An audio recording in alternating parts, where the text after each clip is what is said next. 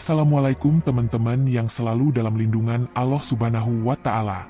Ya Allah, semoga yang mendengarkan kisah ini sampai selesai bisa mengambil hikmah dan pelajaran, dan selalu diberikan kesehatan dohir wal batin. Tuliskan amin di kolom komentar, like, share, dan subscribe ke channel ini. Sangat membantu menyebarluaskan dakwah Islam, semoga menjadi amal jariah yang mengalir terus-menerus di akhirat kelak. Di suatu malam yang berangin, laut selatan berkilau di bawah sinar bulan purnama. Ombak menggulung lembut di pantai, membawa cerita kuno tentang Nyi Roro Kidul, sang ratu laut selatan yang dikenal dengan keanggunannya. Sudah ratusan tahun ia memimpin kerajaannya di bawah laut, menjaga keseimbangan antara dunia manusia dan dunia laut. Namun, dalam hati terdalamnya, ada kekosongan yang belum terisi, sebuah keinginan untuk menemukan cinta sejati. Pada saat yang sama, di sebuah kota kecil di pinggir pantai, seorang pemuda bernama Bima tengah menjalani kehidupan sederhana sebagai tukang ojek online Grab. Bima adalah pria yang pekerja keras, ceria, dan selalu ramah kepada pelanggannya. Meski hidupnya penuh tantangan, ia selalu bersyukur dan berusaha keras membantu keluarganya. Malam itu, Bima menerima pesanan yang tak biasa. Lokasi penjemputan berada di sebuah titik terpencil dekat pantai yang gelap dan sunyi.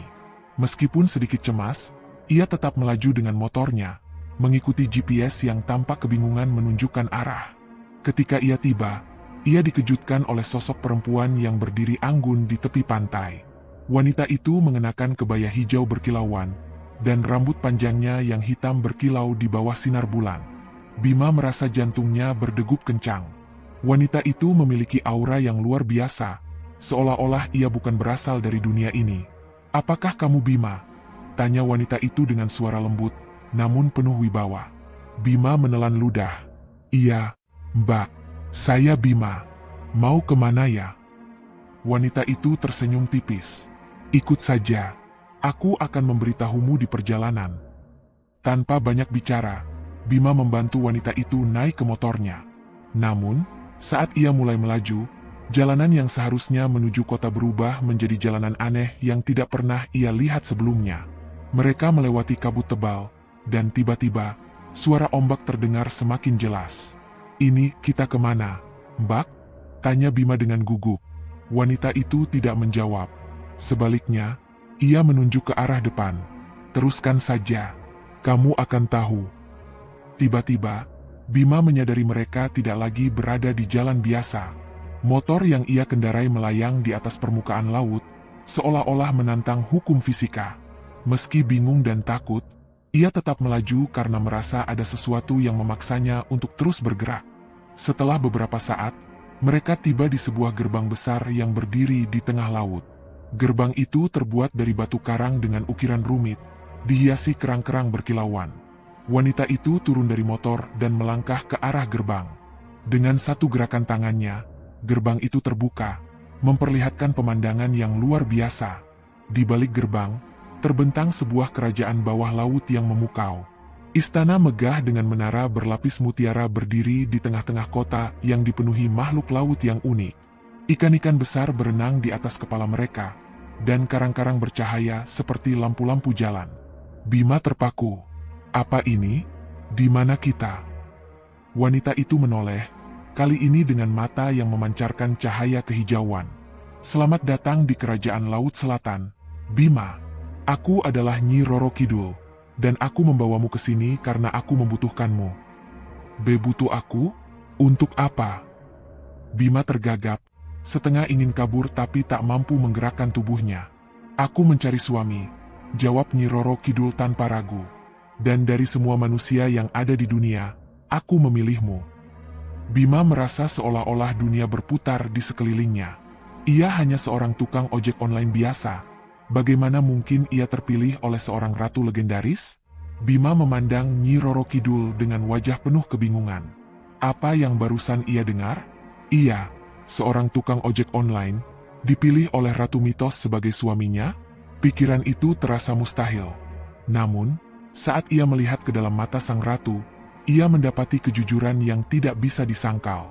Aku? Tapi, Mbak, yang mulia, kenapa aku?" tanya Bima terbata-bata. Nyi Roro Kidul melangkah mendekat. Sosoknya memancarkan wibawa dan keanggunan. Kamu bukan manusia biasa, Bima. Ada sesuatu dalam dirimu yang istimewa, sesuatu yang bahkan kamu sendiri belum menyadarinya. Bima menggeleng dengan gugup. Tapi aku hanya seorang tukang ojek. Hidupku biasa saja. Aku bahkan tidak tahu bagaimana caranya menjadi suami seorang ratu. Nyi Roro Kidul tersenyum lembut. Namun ada kilatan misteri di balik tatapan matanya. Aku tahu ini mengejutkanmu. Tapi sebelum kamu mengambil keputusan, izinkan aku menjelaskan mengapa aku memilihmu. Mereka mulai berjalan menyusuri jalanan kerajaan yang dihiasi dengan pemandangan laut yang memukau. Ikan-ikan berwarna-warni berenang di sekitar mereka, dan karang bercahaya menerangi jalan seperti lentera. Di tengah perjalanan, Nyi Roro Kidul mulai bercerita. Ratusan tahun aku memimpin kerajaan laut selatan sendirian. Aku menjaga keseimbangan antara dunia manusia dan dunia laut. Namun, kekuatan kerajaanku mulai melemah. Untuk menjaga keseimbangan itu, aku membutuhkan pendamping, seseorang yang tulus, pekerja keras, dan rendah hati. Dan itulah kamu, Bima. Bima tidak tahu harus berkata apa.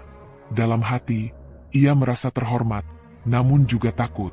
Bagaimana mungkin ia, dengan kehidupannya yang sederhana, bisa memenuhi harapan seorang ratu? Mereka tiba di sebuah aula besar yang dipenuhi dengan permata laut dan patung-patung makhluk mitos.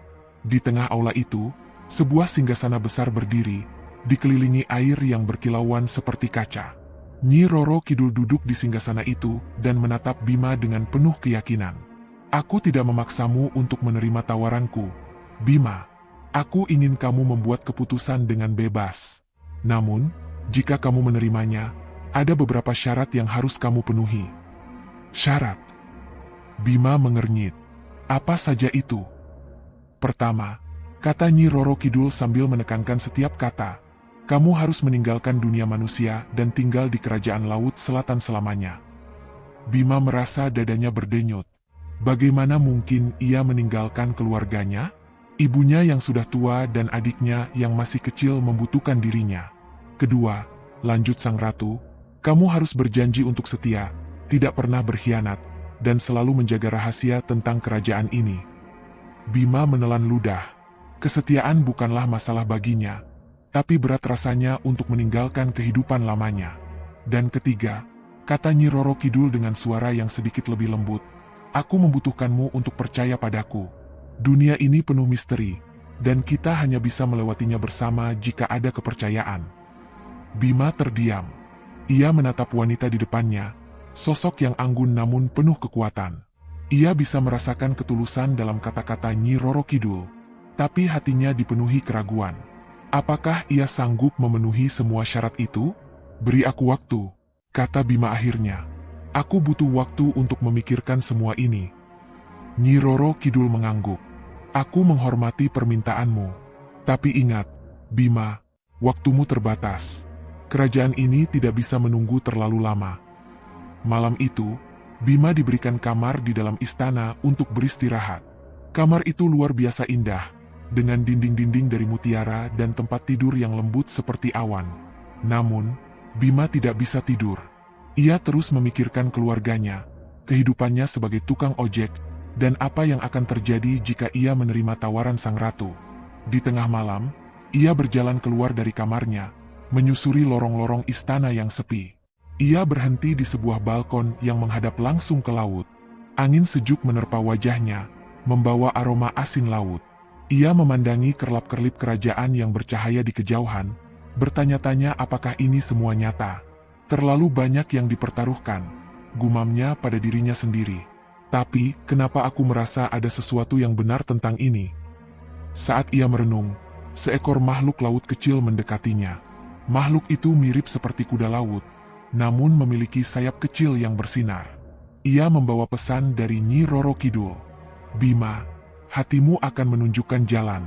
Percayalah pada dirimu sendiri, bunyi pesan itu. Pesan itu membuat hati Bima sedikit tenang. Namun ia tahu keputusan ini tidak akan mudah. Ia harus memilih antara kehidupan lamanya yang penuh tantangan, namun akrab, atau kehidupan baru yang misterius namun menjanjikan. Matahari bawah laut mulai terbit, mengubah warna air menjadi gradasi emas dan biru. Bima duduk di tepi balkon kamarnya, memandangi keindahan yang tampaknya hanya ada di negeri dongeng. Namun, pikirannya tetap berkecamuk, mencoba memahami jalan hidup yang baru saja terbuka di hadapannya. Ketukan pelan terdengar di pintu. Bima menoleh dan melihat seorang pelayan istana masuk, membawa nampan berisi makanan laut yang harum dan segar. Pelayan itu, yang memiliki sirip kecil di punggungnya, membungkuk sopan sebelum berbicara. Yang Mulia memintaku untuk mengingatkan bahwa Anda harus memberikan jawaban hari ini, katanya lembut. Bima mengangguk dengan canggung. Baik, terima kasih. Setelah pelayan pergi, Bima menghela napas panjang. Ia menyadari bahwa waktunya hampir habis. Dengan hati-hati, ia menghabiskan makanannya sebelum memberanikan diri untuk menemui Nyi Roro Kidul di aula besar. Di aula itu, sang ratu telah menunggunya. Ia duduk di singgasananya dengan anggun, mengenakan kebaya hijau yang berkilauan seperti permata laut. Matanya yang teduh memperhatikan Bima dengan penuh harapan, namun tidak ada tekanan dalam tatapannya. Bima, katanya dengan suara lembut, sudahkah kamu memutuskan? Bima mengangguk perlahan. Saya sudah memikirkannya semalaman. Keputusan ini bukan hal yang mudah. Saya punya keluarga di dunia atas yang membutuhkan saya. Tapi di sisi lain, saya merasa ada sesuatu yang membuat saya ingin tinggal di sini. Nyi Roro Kidul tersenyum samar. Hidup memang penuh pilihan. Bima, apapun yang kamu pilih, aku akan menghormatinya. Setelah menghela napas panjang, Bima berkata, saya ingin membantu Yang Mulia dan kerajaan ini. Tapi saya punya satu permintaan. Permintaan apa itu? Tanya sang ratu dengan penasaran. Saya ingin memastikan bahwa keluarga saya di dunia atas baik-baik saja. Saya tidak bisa hidup tenang di sini kalau saya meninggalkan mereka tanpa kepastian. Nyi Roro Kidul merenung sejenak sebelum mengangguk. Aku menghargai rasa tanggung jawabmu, Bima. Jika itu permintaanmu, aku akan memastikan keluargamu dilindungi. Bahkan, aku bisa memberikan mereka kehidupan yang lebih baik. Bima merasa lega mendengar janji itu. Kalau begitu, saya bersedia menjadi pendamping Yang Mulia. Kerajaan bergemuruh dengan kegembiraan. Berita tentang keputusan Bima menyebar dengan cepat ke seluruh penjuru istana. Para penghuni kerajaan, dari ikan-ikan kecil hingga makhluk laut besar, merayakan momen tersebut. Namun, Bima masih merasa gugup. Ia tidak tahu apa yang akan terjadi selanjutnya. Hari itu, Nyi Roro Kidul mempersiapkan sebuah upacara besar untuk menyambut Bima sebagai bagian dari kerajaan. Aula utama istana dihias dengan karang bercahaya dan tirai mutiara. Musik tradisional Jawa yang lembut dimainkan oleh kelompok pengiring kerajaan, menciptakan suasana yang sakral dan magis. Dalam upacara tersebut, Bima diperkenalkan kepada para penasihat kerajaan dan pemimpin wilayah bawah laut lainnya. Meskipun merasa canggung, ia berusaha tetap sopan dan ramah. Para makhluk laut memandangnya dengan campuran rasa hormat dan penasaran. Setelah upacara selesai, Nyi Roro Kidul mengajak Bima berjalan-jalan di taman kerajaan. Taman itu dipenuhi bunga-bunga laut yang bersinar dalam berbagai warna, serta kolam kecil yang dihuni ikan-ikan ajaib. Bima, sekarang setelah kamu menjadi bagian dari kerajaanku, ada tanggung jawab besar yang harus kamu emban, kata Nyi Roro Kidul. Apa yang harus saya lakukan, Yang Mulia? Tanya Bima, berusaha terlihat tenang meskipun hatinya masih berdebar. Kamu harus menjadi penyeimbang antara dunia manusia dan dunia laut. Dunia kita saling terhubung, dan tugasmu adalah memastikan keseimbangan itu terjaga. Tapi sebelum itu, kamu harus menjalani ujian terakhir. Bima mengernyit. Ujian apa? Nyi Roro Kidul menatapnya dengan serius. Ujian keberanian dan ketulusan hatimu. Kamu akan menghadapi makhluk-makhluk dari lautan terdalam yang akan menguji niatmu. Jika kamu berhasil, kamu akan sepenuhnya diterima di kerajaanku. Tapi jika gagal... Ia tidak melanjutkan kata-katanya, namun Bima bisa merasakan gravitasi dari pernyataan itu. Ia mengangguk, mencoba menahan rasa takutnya. Saya siap, Yang Mulia. Saya akan melakukan yang terbaik. Keesokan harinya, Bima dibawa ke sebuah gua bawah laut yang gelap dan misterius. Di dalam gua itu, ia harus menghadapi 3 tantangan. Tantangan pertama adalah melawan rasa takutnya saat menghadapi makhluk laut raksasa. Tantangan kedua adalah menunjukkan belas kasih kepada makhluk kecil yang membutuhkan bantuannya. Namun, tantangan terakhir adalah yang paling sulit. Ia dihadapkan pada cermin magis yang menunjukkan bayangan dirinya di dunia atas, bersama keluarganya yang bahagia tanpa dirinya. Bayangan itu menggodanya untuk kembali ke dunia atas, meninggalkan segalanya. Dengan hati yang berat, Bima mengingat janji yang ia buat kepada Nyi Roro Kidul. Ia menolak godaan itu dan memilih untuk tetap menjalankan tugasnya di kerajaan laut. Saat ia keluar dari gua, Nyi Roro Kidul sudah menunggunya. Ia tersenyum bangga. "Kamu berhasil, Bima. Kamu telah membuktikan dirimu." Bima merasa lega, meskipun dalam hatinya ia tahu bahwa ini baru awal dari perjalanan panjangnya. Setelah berhasil melalui ujian terakhir, Bima resmi diakui sebagai bagian dari Kerajaan Laut Selatan. Upacara penobatannya sebagai pendamping Nyi Roro Kidul berlangsung dengan megah. Seluruh kerajaan hadir untuk merayakan momen ini. Suara gemuruh ombak bercampur dengan musik tradisional bawah laut, menciptakan suasana yang tak terlupakan. Bima mengenakan busana kebesaran yang dibuat dari sutra laut dan dihiasi mutiara. Ia berdiri di samping Nyi Roro Kidul, yang mengenakan mahkota bertatahkan berlian biru laut. Keduanya terlihat anggun, seperti pasangan yang telah ditakdirkan. Setelah penobatan, Nyi Roro Kidul membawa Bima ke ruang pribadinya di puncak istana. Dari sana, mereka bisa melihat seluruh kerajaan yang bersinar dalam warna-warna yang memukau. "Bima," kata Nyi Roro Kidul sambil menatap hamparan laut yang luas, "tugas kita tidak akan mudah. Banyak yang harus kita jaga, dan banyak tantangan yang akan datang. Tapi aku percaya padamu." Bima tersenyum, meskipun hatinya masih sedikit gentar. "Saya hanya seorang manusia biasa, yang mulia. Tapi saya akan melakukan yang terbaik untuk membantu Anda dan kerajaan ini." Nyi Roro Kidul menoleh ke arahnya, matanya memancarkan ketulusan. "Kamu tidak lagi manusia biasa, Bima. Kamu sekarang bagian dari sesuatu yang lebih besar." Hari-hari berikutnya dihabiskan untuk memperkenalkan Bima pada tugas-tugasnya. Ia belajar tentang cara menjaga keseimbangan antara dunia manusia dan dunia laut. Ia juga sering menemui makhluk laut dari berbagai penjuru, mendengarkan keluhan dan cerita mereka. Namun, meskipun kehidupannya kini dipenuhi oleh keajaiban, Bima tidak pernah melupakan keluarganya.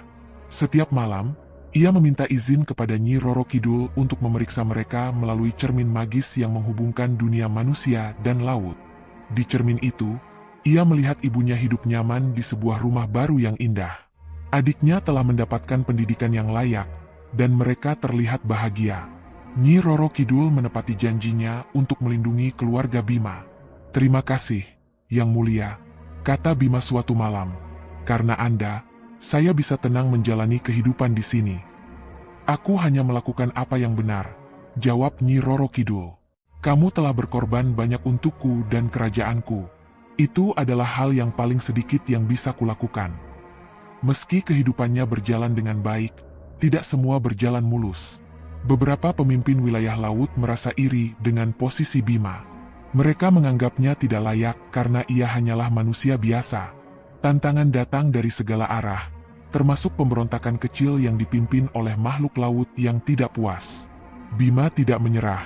Ia menggunakan keberanian dan kejujurannya untuk membuktikan bahwa ia memang layak berada di sisi Nyi Roro Kidul.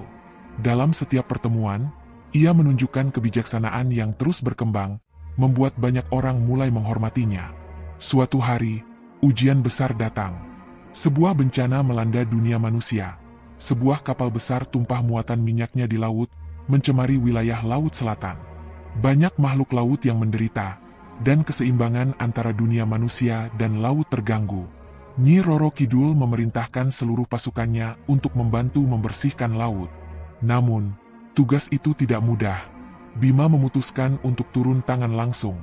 Ia meminta izin kepada Nyi Roro Kidul untuk kembali ke dunia manusia, meskipun hanya sementara, untuk mengingatkan manusia akan pentingnya menjaga laut. Dengan bantuan kekuatan magis yang diberikan oleh Nyi Roro Kidul, Bima muncul di dunia manusia. Ia mendatangi para pemimpin dan masyarakat, berbicara tentang pentingnya menjaga keseimbangan antara laut dan daratan. Kata-katanya menggugah hati banyak orang, dan perlahan, perubahan mulai terjadi. Ketika ia kembali ke kerajaan Laut Selatan, Bima disambut dengan sorak-sorai. Nyi Roro Kidul tersenyum bangga kepadanya. "Kamu telah melakukan sesuatu yang luar biasa, Bima," katanya. "Kamu tidak hanya membantu kerajaanku, tapi juga dunia manusia." Bima tersenyum. "Saya hanya melakukan apa yang menurut saya benar, Yang Mulia." Hari-hari berlalu, dan Bima semakin diterima oleh seluruh penghuni kerajaan. Ia dan Nyi Roro Kidul menjadi pasangan yang tak terpisahkan, saling mendukung dalam menjaga keseimbangan antara dua dunia. Di suatu malam yang tenang, Bima dan Nyi Roro Kidul duduk di balkon istana, memandangi laut yang berkilauan di bawah sinar bulan. "Aku tidak pernah membayangkan hidupku akan seperti ini," kata Bima sambil tersenyum. "Dulu, aku hanya seorang tukang ojek biasa. Sekarang, aku di sini, bersamamu, menjaga laut dan dunia." Nyi Roro Kidul menggenggam tangannya. "Hidup memang penuh kejutan, Bima. Tapi aku percaya, setiap orang memiliki takdirnya masing-masing. Dan takdirmu adalah di sini, bersamaku." Dengan hati yang penuh rasa syukur, Bima menatap laut yang luas. Ia menyadari bahwa meskipun hidupnya telah berubah drastis, ia menemukan tujuan baru yang lebih besar dari dirinya sendiri. Dan di bawah sinar bulan yang lembut, kerajaan Laut Selatan terus berkilauan, menjadi simbol keseimbangan dan cinta yang melampaui dunia. Terima kasih teman-teman yang sudah mendengarkan kisah ini sampai selesai. Saya harap teman-teman semua menyukainya. Dan apabila ingin mendengar lebih banyak kisah-kisah menarik, jangan lupa untuk like, komen, dan subscribe.